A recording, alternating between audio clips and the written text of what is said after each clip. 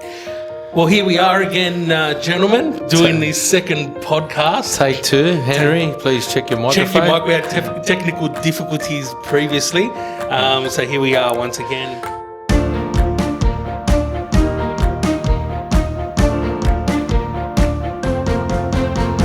I'm Dominic from Century 21, the Paramount Group. Henry Fernandez, Dom's business partner here at Century 21, the Paramount Group. Are you the brains behind the business, or? I'll try to be, mate. The brains behind the brains. And Anthony Spagnolo from Agenzia Property Advisory. My background's accounting, property development, and we are also property strategists, and we have a team of mortgage brokers as well as providing high-level analysis of data and market research to help our investors come up with the best purchases possible. so everything we need to get property listed, sold, financed, developed, Built, sourced, leased. We're a one-stop shop between us, I think. It's a holistic approach. So we're here to give our customers clients the full service. experience. So Yeah. The good thing is that I guess our backgrounds is very much, sales, leasing, and finance and so forth. finance, accounting, and now sales as well. And now sales as well. So the relationship that we've got between us, our company, your company, and us personally as well, makes it easier to transact and help clients. And We've all got our own experience and our and what we add to the picture, I guess. So it's good to lean on each other and support each other. And 100%. Yeah. Well, the good thing is this podcast, why we've put it together, is to discuss property and, I guess, educate and bring value to everyone out there looking to purchase, build, develop, everything basically, right? Pre-COVID and sort of towards now post-COVID, and everything in between, really what's been happening prior and now. Yeah. I think a lot of people want to know what's going on out there in the finance world, which is what you do, and in the real estate world. Property world, in general. Because it's a big thing going on. Well, let's lead into it. Say, Henry, you're like you and I are business partners here at Century 21, the Paramount Group. We've got the two offices in Gregory Hills and Camden. Your focus is more the sales division. So how are you finding, on two perspectives, the market out there from a vendor's point of view and the market from a buyer's / first home buyer's point of view? And we'll touch on first home buyers later. The grants, you'll touch on that. But more the market. How's the market? Look, the market pre-COVID, sort of January, February, March, sort of quarter, first leading up to the first quarter of the year, we felt like the market has been steady all the way straight through. Properties under the 700, 750 category seems to be moving quite a bit. I'm not saying prices have gone up in prices. They've just steady and stagnated. So we're still seeing a lot of sales occur. What kind of buyers are we getting? First home buyers are definitely out there, and investors.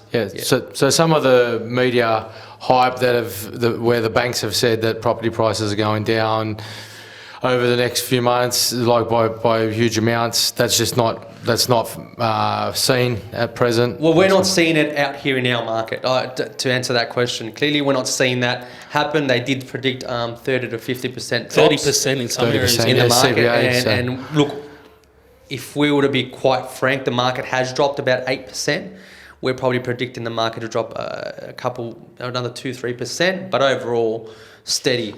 But is that a drop, or do you think it's coming back to reality from the previous, increase and blowout that we had? What's your opinion? I think it's coming back. It's coming back to where the market really should be. So true market value, yeah. Well, I predominantly do a lot of my investor purchases in southeast Queensland, and consumer confidence is high there. Vacancy rates are low. A lot of the builders that I have relationships with and developers, they're back to what they were volume-wise pre-COVID. So there's around Australia. Every state may be different, but from what you're saying is that you haven't seen much in Western Sydney. I know the inner west. I've got a friend is a buyer's agent in that area, and in some areas they're doing sort of record record prices still. So it's hit and miss, I guess. Different areas are affected worse than others, and there's still a level of consumer confidence whilst interest rates are low. And if someone's still employed and not totally affected by COVID, well, it's still not going to affect their strategy, I guess. And people, there's still buyers out there. I think there's a lot of buyers out there, and what I'm seeing is a lot of these buyers are converting to investments as well. So they're not owner occupying; they're actually leasing properties out. See, our area here in the southwest region, where I think we've got an abundance of construction and property happening. So new developments, new builds. There's always there's homes locking up every day here, and not everyone can afford to live in. So they look for tenants to rent it out. So from a leasing perspective, that's gone up. Our vacancies have gone down, but the demand's gone up for rentals, and that's coming off your back as well from your sales that you've converted in the last quarter. A lot of them have been rent backs. Yeah, that's what we're seeing. A lot of buyers out there are buying to invest as well. And even if they just want to get their foot in the market, I think the media have portrayed or put a bit of fear out there in what you were saying, Anthony, that the market is definitely going to drop 30 to 50%, and now is not a good time to buy. And people are waiting for that bargain buy. And my advice is get in the market now, because the market is definitely on its way back up. So if you can get in now, you were definitely doing quite well. And what you touched on, Anthony, was the fact that people tend to have a cloud over the market, dropping another 20%, but they tend to forget that interest rates are all-time low. I'm hearing 2.2, 2.4%. Owner occupier investments 2.8, 2.9. Unbelievable rates out there. So a lot of buyers are taking advantage of the market right now. And if it was me, I'd suggesting to get into the market right now when you can.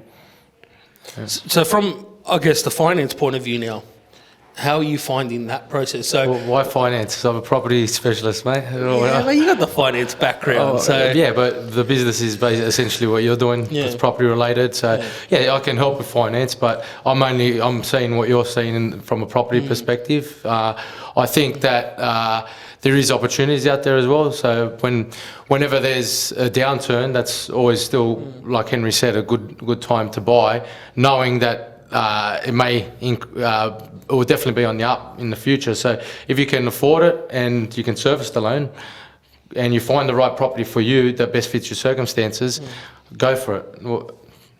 And if you're buying to hold, like you're buying now and to hold in the next, buy now, sell in the next 5 to 10 years, I don't see you losing any money. You want to make money. You want to make money. So. Yeah, so if you are going to buy now and sell within the next 6 months, where we don't know where the market is in terms of uncertainty, you're taking a major risk. But if you're buying to hold, you're definitely not going to lose. I'd agree with you on that one. Definitely, it's the best time. It's the best time from what we see. We touched upon the first home buyer grant as well, and you said that a lot of your buyers were first home buyers. Yeah. I've experienced a lot of clients that have been incentivised by the 25,000 grant from the federal government, and each state has their own sort of set grant already. So give us the rundown. What is that? What's that incentive? So everyone sort of understands. So we're in New South Wales, so you get 10,000 if you're a first home buyer and qualify. You haven't bought a property previously. You can get up to, for a new property that is, you can get up to $750,000 limit. So that's if it's the value of the property, house and land, and your joint income is under 200,000 jointly, then you qualify, and there's no stamp duty, and you get both grants. So that can essentially be used as your deposit. So let's talk this right on a $650,000 property, right? $650,000 property. We just got some advice from our conciliary technician here. We need to keep the mics closer to our mouth. So on a $650,000 property, first home buyer, what sort of savings are we looking at? What dollar value? The dollar value is that you're going to get into New South Wales. You're going to get 35,000 plus whatever the stamp duty is, close to 10,000. So that's essentially the government's providing affordable loans, 10,000 affordable loans. So essentially you can get loans on a 95% LVR with no LMI. So yes, so So we're essentially... looking at about 50K. Well, Roughly. Well, in certain states, like Roughly, Queensland's like 40K total grants, as well as the stamp duty component is exempt. So I don't know how long it will take an average person on wages to come up with that sort of deposit to get into the property market. However, with the concessions and the small deposit that you need to get into the market, there's no better time. Like your deposit's covered in many Pretty much. cases. So. Do first home buyers need to be living in the property for a certain amount of time for them to be? Well, they've got to buy the property with the intention and live there for 6 months. Okay, So it's just helping people get in, stimulate the economy, and helping people get into their dream home, which creates jobs. And I think it's a great government incentive. Does the home have to be brand new, or can it be pre-existing up to 750,000? Brand new is for the grant. So Brand new, okay. And what's the renovation grant that everyone's talking about as well for New South Wales? if you've got a house valued under $1.5 million and you are intending on doing renovations that improve the livability of the house, you will get a $25,000 grant cashback if you have a contractor engaged before December this year. And the range is between 150,000 to 750,000 in renovation costs. So that's where it'll come back to you on the sales perspective, or all of us on the sales perspective, that it'll increase value for property if you've been putting off these renovations all these years. You can basically get a bathroom for free now. So your 25 grand you use a bathroom or a kitchen, really. Look, if you're intending to do it, obviously there's a tight time frame that we're already sort of at the end of or approaching the end of June. So you've got 6 months. So by the time you get your plans done, whether it's a compliant development or if you've got to lodge it through council, there's another 6 weeks. And find the right contractor and get your contracts in place. So it's. If you want to do it, you've got to sort of pull your finger out and get the ball rolling. But does it have to be completed works, or is No, you just have engage to in a contract? Have a build contract in place. Build contract in place by the 31st of December. That's correct. Okay. All right. Well, that's an good incentive. for If you're planning on doing something, obviously swimming pools, tennis courts, The good stuff. saunas aren't included. It's only like anything that's going to actually improve the or also to make it a dual that granny flats, they're not sort of covered either. So it's more so just to the current existing dwelling. Yeah. So for people that are looking at buying into the market now, the house and land packages, is there a limited numbers of that the government's allowing? I'm hearing numbers of up to 100,000 people that the government is allowing for these loans to be approved to. So it's not just everyone and anyone. They've got to go through a process which then the government allows you, which is 100,000 people in New South Wales. Is it 100,000? I thought it was like 10,000. So. Oh, there you go. Is it 100? Yeah. Well, I'm not. I heard 100,000. No. Yeah, I'm not. Well, For the government grants in New South Wales. Yeah. 100,000. Stamp duty concessions. Oh, no, not 100,000. That was 5,000. I think it was. Okay. Another 5. I don't know. Yeah. To tell people to look it up. Yeah. We'll look that up just to see how many positions are available, and we'll post it on our websites. Oh, okay. All right. Yeah, we'll put that all on our websites, and We'll have further the information link on this. Yeah. If you want to get in contact with us to get more information on the first home buyer grant, we're right around it with our team, and we'll get back to you with some answers. So on I guess another topic or perspective, we've got some really good projects at the moment available that Agenzia and Century 21's working on together, and it's really exciting. It's exciting to see that two companies can just come together and get deals done and help people get in the market. So if you both want to talk about especially the one project that we're all very So essentially, Excited about. essentially that's what's brought out this, brought us together for this Partnership. podcast, which is essentially led on from the partnership that we've formed in relation to the off-the-plan sales for a project that we have for 44 townhouses in Mount Annan in Camden. Part of stage one. Yep, stage Part of one. stage one, yeah. Yeah, 140 will be completed as over 4 stages. Yep. So, as you mentioned before, Henry, things are really moving at the price point under 650. The majority of these townhouses are all under the 650 mark. They start at 595. So look, the good thing is that the land has already started. The project started. They've turned dirt already.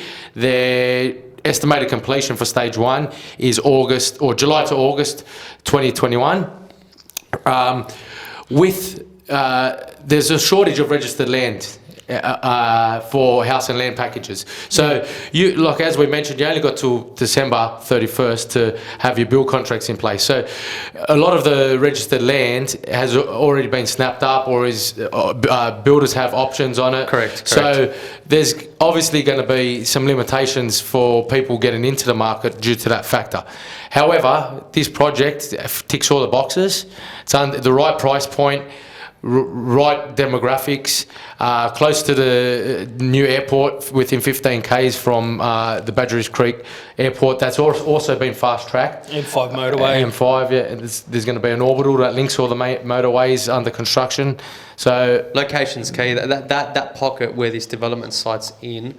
Can we say that the area that this development site's in? He's already said it. Oh man, there you go. He's already said it. Mike Tim out, mate. But what's the tell us about the feature, like the finishes on these properties. This is where Henry, this is Henry's, the closer. Come on, the closer. So the finishes on these the finishes on these properties are just amazing. Like we had a walk through. They call him the closer because he closed it. He was Mike last time. He closed. No, wait. Let's check and see if it's on now. But yeah, it's still on. We're good.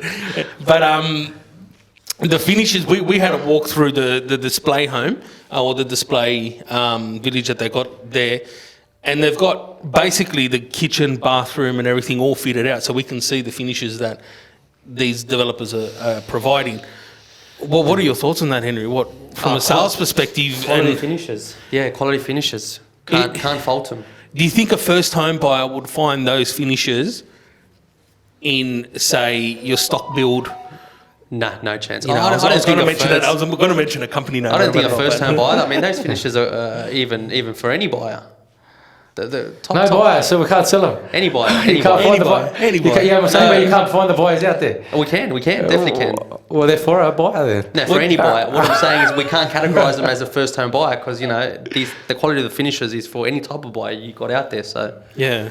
Like we're talking the 80 mil stones in your kitchens and the waterfalls and high ceilings. Downlights throughout, the black finishes on your mixers and appliances and like that. It's just floor to ceiling tiles in the bathrooms. Yeah, so it's expensive stuff.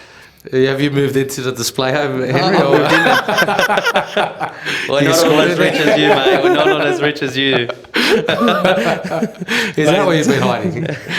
I've been trying to find him for a few days, but now I know. Typical local, eh?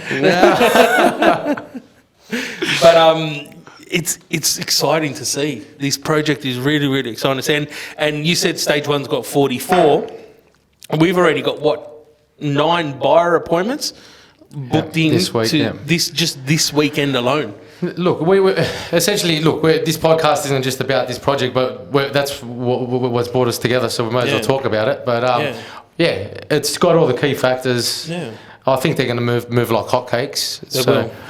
If it's not that exactly that you're after, we've got we do the blocks and house and land packages are scarcer, or there's a lot of land out this way, obviously. Plenty of land. But you've got to know what you're doing and have access to the right land developers, the right builders. So that's where we come in. That's That's where both our companies come in. That we can source the land, we can source the builder, we can source the finance. Yeah, we've got those relationships in place. So and we know what good prices, square metre rate. Like we mentioned, even on this Mount Allen project, we know what quality finishes are. That's what we do. So. And Henry, from I guess a first home buyer's look into the market, what do you think is going to happen, say, for the next 6 months? Do you see that they're going to start racing in? Is it going to be like a massive influx of first home buyers? Are you expecting that, or are you expecting a bit of caution in the first month or so, and then towards the end of the year they just take the opportunities up? Good question. Very good question. I don't see the market doing any different to what it's doing right now till at least October, November this year. So later in the year. Yeah. Look, obviously we live in uncertain times. No one's got a crystal ball, but yeah, I don't think I've got consumer confidence. So I think a lot of people are still working. So there's people that can afford houses and that are looking for the opportunity. People have to live somewhere as well. So yeah, it's a necessity. It's not a want. So yeah, exactly what you said. People it's a need want to, as people well. need to But buy and sell. now Yeah. there's no better time to purchase with this grant. So if you couldn't do it before, you couldn't save up for the deposit, or you've been waiting years, can't get ahead. This is the godsend that you've been waiting for. Out of the ashes. Out of the ashes comes the rise, so it's good. It's exciting to see, but I don't know about you. Like we're the same sort of age bracket, and when I bought my first property, I didn't have anything. I had to pay stamp duty. I had to pay. Well, I didn't pay legal costs thanks to our uncle, because we've got an uncle in common. But I had to pay the stamp duty. Had to pay the what is it, the LMI, the LVR, whatever, the mortgage insurance. 20%. Yeah, I had to pay all that, and it cost me. I think at the time it was about an extra $28,000 on top of my purchase price. But I didn't have the first home buyers grant, so I think this is good incentive and good motivation that if you've been wanting your kids. And we always say our kids are never going to be able to buy a property. Well, you know what? The opportunity's here now. Yeah. So, yeah. Well, a lot of people say wages aren't going up relatively to what house prices are going up. So, look, if you can do it, you should really consider looking into taking advantage of this. And there's only limited time. So, and we're here to help. That's the good thing, that you hear all this stuff on the news, like you mentioned before, Henry, about house prices. You know, they were saying they're going to drop 30%, 40%. Speak to people on the ground. Speak to us. We'll tell you the reality of what's happening. Yeah. You've mentioned in a previous conversation that throughout this sort of COVID and these sort of once in a lifetime events, that you had some strategies that were sort of a point of difference for your group and for your tenants, first of all, how you communicated things with them, and then also for the landlords. So you want to just give us a bit of a rundown on what you are currently doing and what you've done over the last couple of months to... Yeah. Mike. Well, our business is predominantly rentals based and sales based. The asset of any real estate office is it's rent roll. So that's our biggest asset and what we protect. What we put in place during this period was be the giver of information. So people want to know what you're doing to help them, what you understand of what the government's doing. Just basically, they just wanted information. They wanted reassurance that you're there, that we just haven't closed shop and we're home. You know, that if tenants, for example, needed repairs done, they could get done. So what I started doing was videos pretty much every day to my landlords. They were not public. They were on YouTube as an unlisted listing. And I'd send them as a link to the landlords and pretty much regurgitating what the government had said the night before. And then our plan of what we were going to do from there on. So basically we were, putting incentives in place with tenants that if they paid their rent in advance and were up to date and continued regular payments, that we'd put them in a draw that for 6 months Henry and I would pick one tenant that met the criteria and we'd pay a month of their rent just to make sure that our portfolio was in advance and not in arrears. And what was the effect of that? What actually happened? Our arrears dropped about 16%. So where other offices were facing an increase of tenant arrears, we actually had a decrease. So I wish I'd thought about it before and we put it into place before, but it worked. Yeah, we are. Yeah, we will, absolutely, and other incentives as well. But having a good property manager makes a difference, because you can spend all this money buying property and looking after property, but you need someone to manage it and make sure that you're getting the most return from your investment from a rental point of view. Yeah. And that's where having a property manager, I guess, like us, helps and assists you in managing your property, making sure you're getting the best return always.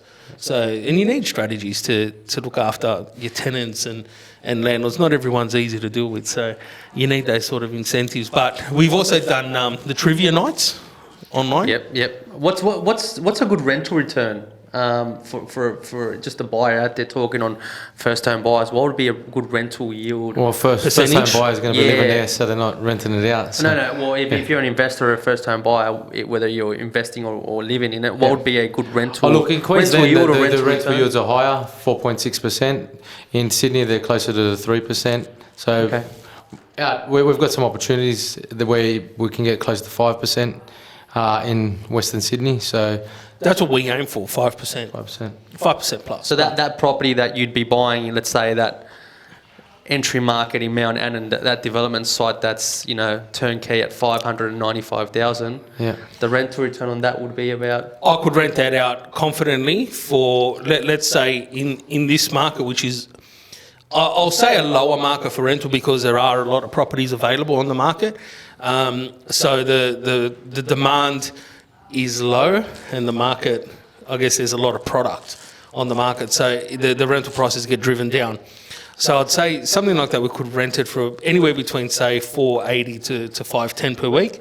But in a proper market, or define proper, True market. in a true market, we should be able to get around the $520, $530 per week. I think So- something in Mount Annan, you'd probably get $520 a week, and Yeah. I'd say the only reason why is because Mount Annan isn't an area where there's a lot of high rental properties or high turnover and rental properties as an established area. Mostly owner So occupied. a lot of people want to get into that market, whether you want to rent or buy. So I think that rental would be hitting about the $520 a week. So buying at $595, taking all those government incentives back, that's a great rental return there. Yeah. You'd be looking at over what? You're the maths man. You'd be looking at close to 5%. There or thereabouts, yeah. Yeah, probably Look. maybe a little bit over. Look, obviously, it's like you said, there's supply, but do you want to be located across the road from a shopping centre, close to all the facilities within the area? Well, that's what I'm walking saying, distance. The price is driven up through having the accessibility. So there's definitely going to be the demand in this area just due to people wanting convenience, And let's not close forget. to schools.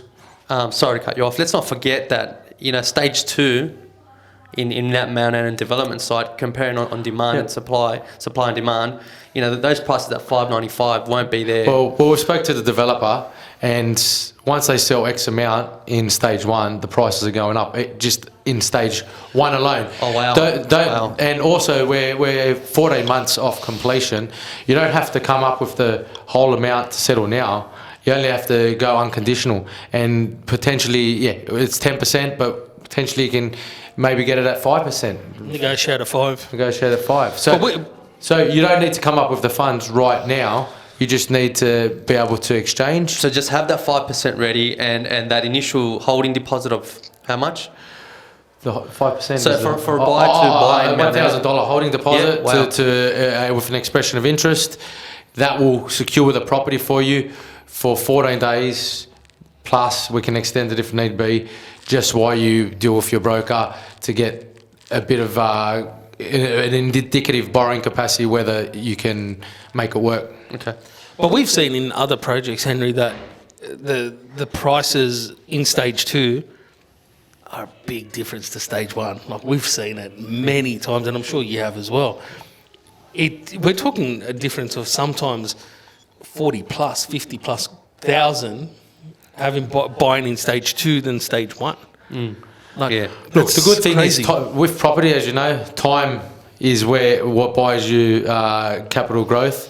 So I know we're saying the market's flat. We're positive. We're optimistic. We don't think it's going to go backwards. For the next 12 months, it may remain the same. With the infrastructure and spending going on in the area and the fast tracking of the airport, as I mentioned before, all this is leading to those prices going up. Once the next stages come in and the prices go up, that's automatically going to bring the current stage 1 prices up, and you should have a little equity jump even before it's completed. Yeah, I agree. By the time you settle. 100%. Yeah. No, I definitely agree with that. But it's going to be exciting, really exciting to see. Yeah, we're enjoying the challenge of coming up with a strategy and showing clients through the project, working together in tandem. So it's interesting times ahead. We just got to get Henry moving out of the showroom, mate. I'm not moving out of that showroom, man. Once he moves out, it'll be easier. At least pick your undies up off the floor, Henry. You might, and talking about from a rental perspective, you might become a squatter and be there for life. Who knows? But it's exciting times, especially in our area. Like you said, we've got the airport coming, M5. We've got the orbital coming. Yeah. All the train stations that still have to go in. We've got Oran Park that's proposed, Narellan that's proposed. Leppington's on the rise. They're just our surroundings.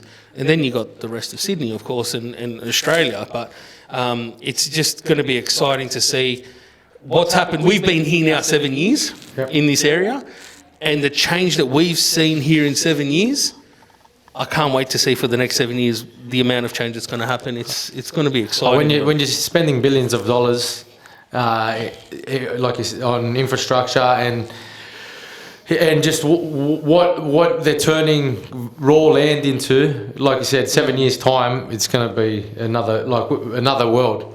Well, the building we're in now in Gregory Hills, this was all farmland. 3 years ago?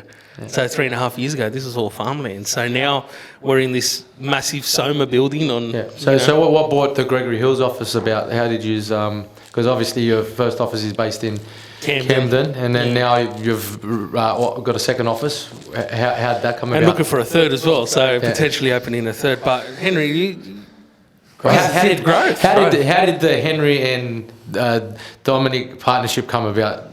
Growth. My growth. Let's backtrack a little bit. So history, yeah.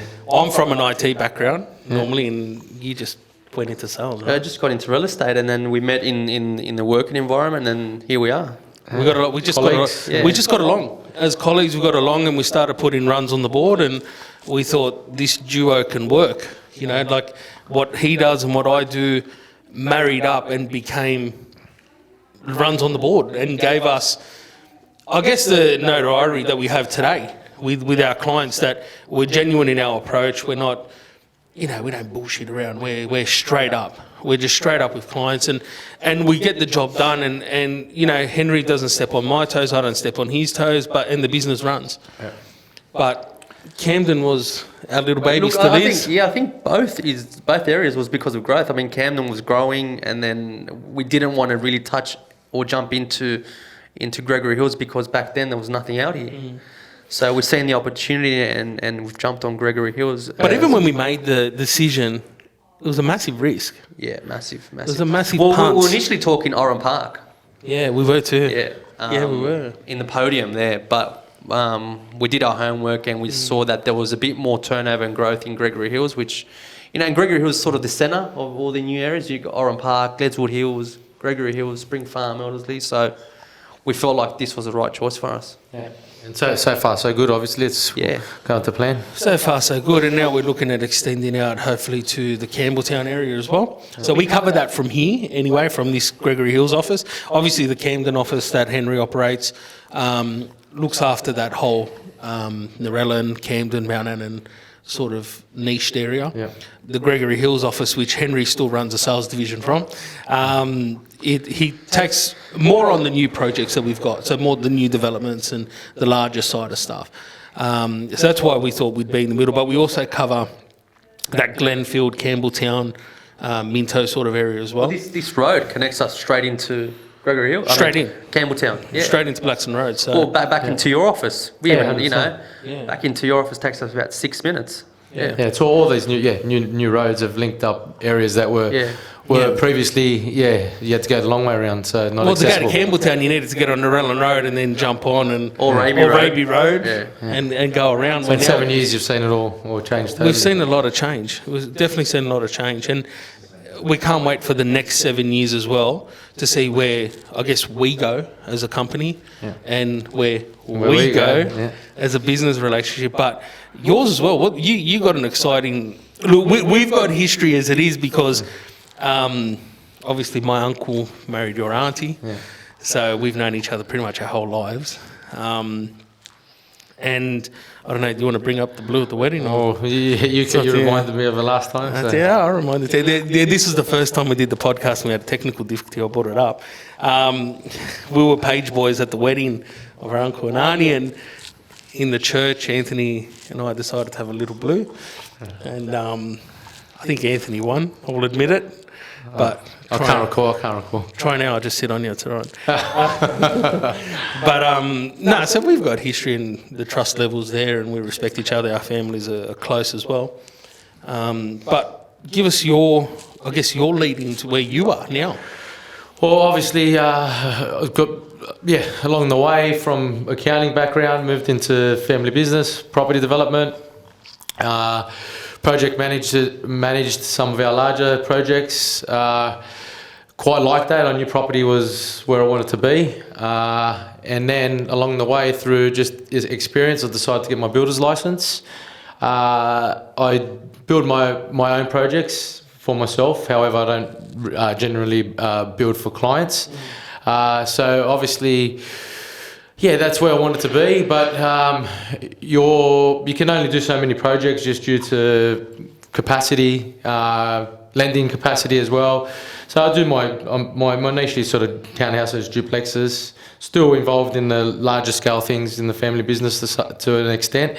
However, I saw that I had a greater capacity to do more. I still enjoyed what I did as an accountant, dealing with clients and assisting and helping them make the right decisions. So I thought combine the two in what I previously did and what I was doing in property, and they gave me the opportunity to help clients who are often inexperienced with property to make the right decision for their first purchase, and then many purchases beyond that. Because if you purchase in the right areas to begin with and do things strategically, then you can go from one property to two properties maybe in another 2 years' time, and so on. So succession of growth. Yeah, it's creating strategies, wealth creation strategies, and all those other aspects that we mentioned before. How you can finance it, or if you buy a new property, you can have tax minimalisation through depreciation. So there's a lot of different strategies, and really enjoying the challenge. And enjoying working with clients and other strategic partnerships like that's what we've sort of formed here. So it's been good so far. We've also 12 months ago, Martin, our digital marketing guru here, put me onto the path of NDIS, which is National Disability Insurance Scheme. So that was a bit of a pet project. There's a high demand for. So what is that?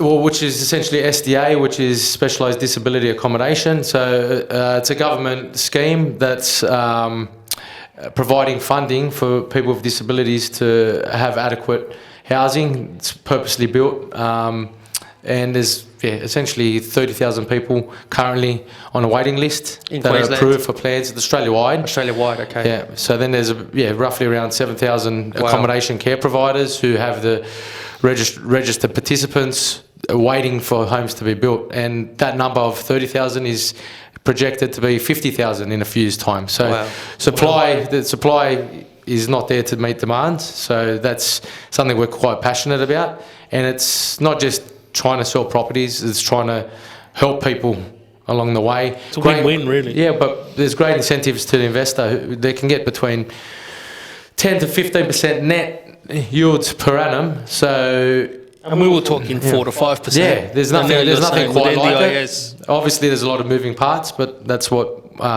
we're here to sort of explain that process, because it could get a bit complex to the standard investor even, or even to the seasoned investor. So look, that's a good opportunity. We can explain further in detail if anyone wants to hear about it. I'm happy to provide more information. So, but predominantly, most of the stock is in Queensland. We've got some things happening in the near future in New South Wales and Sydney. So We've got ties everywhere. That's the best way to describe it. There's ties everywhere. So, but we're all property owners, right? What drew? I think we'll go one by one. But what drew you to your first investment property? As in Like what drew you as a buyer, making that jump from having nothing, I guess, to wanting to have a property, then going on the market, looking, going to open it. Like, what was the process of buying your first home? Do you want to go? yeah, I'll go first. I think, am I allowed to say it? What mentality is your parents drum it into you that Daddy. you've got to buy a property, you've got to save, like, so look, it's good to have guidance and support from your parents. So it was that, but then it's realising that look, you've only got so many hours that you can work, and if you're going to just sell yourself out on an hourly rate, you're going to be limited how much you can earn. However, with property, it's passive. It can earn money for you while you sleep. So if you can see the bigger picture, you know that property is what's going to get you to your long-term objectives. But what drew you to your first? So, what suburb was your first property? Bosley Park. And what drew you to that home? Well, it was just a good opportunity. I thought I got a good it was land. So what drew me to property was that I was interested and looking for something and looking for the bigger picture.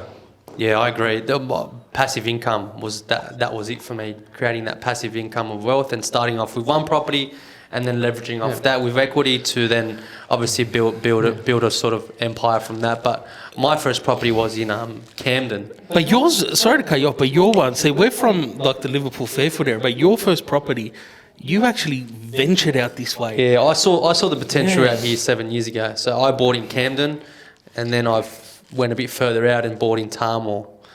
Why?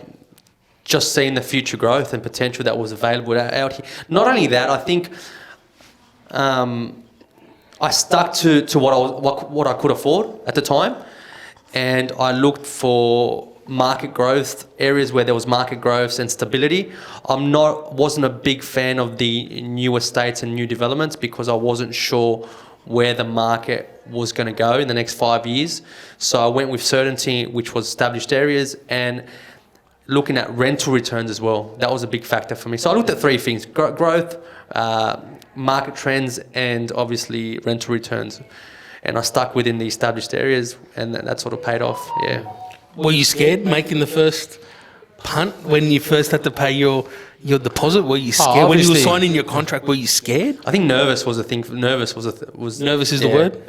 Yeah, wasn't scared, just nervous. You just saw a big figure on these contracts. The only reason why is people need to understand that I was still nervous, but we're in the game, we're in the industry, so we know what it's about. So going through the steps wasn't as hard as a first home buyer or someone buying their first property. So you saw clients doing it, you were buying for other people or selling to other people, and you said, well, I can see the success that they're achieving. I've got to do it for myself. Is that correct? That was it. That was it.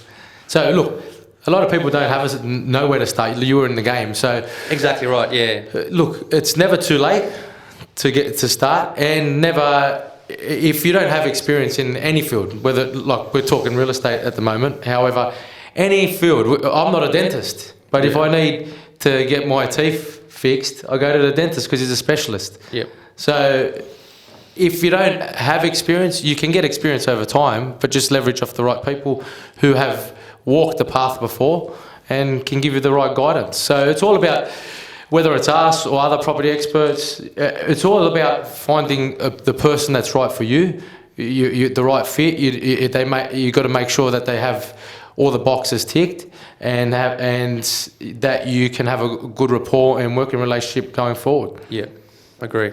100%. The good thing about your property, though, your first one, you bought here how long ago? I think 6 to 7 years ago. I think a bit longer than that. Yeah, something like that. That's 7 years ago? Yeah. And you paid how much? I paid 340,000, I think it was. And the last time you got it valued was what year? 2019. And how much was the valuation? 640 or 660,000. So you pretty much doubled your investment in 7 years. Yeah. Well, usually they say property every 7 to 10 years doubles in its price. value. So if you're going to have a 20-year mortgage, whatever it may be, your property should double twice in that time. So 2 cycles, yeah. yeah, you should look ahead. Like, it's not just about having somewhere to live or it's an investment, but even look further ahead to retirement, because if you want certain things in life, or you want to retire and travel, you've got to look at the things that you want to achieve and then put a plan together to make a start. Yeah, 100%. And that's where you come in with your other sort of bootleg of wealth. Bootleg? What's that? I'm making alcohol in my garage now. Homer Simpson with the bowling ball. Well, you show wealth creation to your clients, correct? Yeah, that's what we're here to guide clients in the right direction, whether it be I've got a great broker who's also a financial planner. So it's not just one thing that we can offer. We want to find out the whole picture of what a client, what they want to achieve, wants and needs, and even roadblocks and what has stopped them to this point, taking a step forward in the right direction. Yeah. So it's making the right assessments on behalf of our clients, and then having the right team to facilitate their needs. Okay. Perfect. Well, I guess that wraps up our... I guess. First session, really. First session, take 2. First session, Henry, take 2. did we get that, Henry? Yeah, we got that. Yeah. Still got back. Just quietly, I think the battery went down on my first session. Yeah. And I think someone's putting the blame game that so I put my finger on it. I think you just... We won't go there. I think you got stage fright. Yeah. I never get stage fright. All right. Well, we're going to tie it off again. So, guys, it was nice seeing you today as well. So It was nice seeing you, Anthony. You too, Henry. It's going to be a weekly thing from here on in, and we've got some buyers going through on Friday for a big inspection. So the next one we'll have some feedback, I guess. The next podcast will have some feedback. Yeah, we should. These buyers are ready to go. One of them buyers is finance approved, ready to rock and roll. He works at NAB as well, so he liked the concept. He's happy to buy off the plan. He's booked in for Friday. So what do you got? 10 buyers, 10 interested parties, 9? Oh, anyway, not here to give. Okay. If you want more information, come see us. Anthony Spagnola, Agenzia, Agenzia. Take 1, 2 again. Anthony at Agenzia, Agenzia.com.au. Give us drop us a line or give us a ring, whatever you want to do. Whatever. SMS him, WhatsApp him, whatever you want to do. Just do it. Snapchat him. Snapchat. And of course, we're Century 21, the Paramount Group, Dominic and Henry, c21paramountgroup.com.au. I think you'll find both our websites and social media is very interesting and full of information, and it's only about to grow from there. Yeah, and so is our podcast. It's about to grow. Absolutely. It's going to be a big hit. Mark my words. Big hit? Mark your words? Yeah. All right, let's see. Done. No worries, guys. Thank you very much. Thanks, guys. Have a good one. Bye. Cheers. It goes up.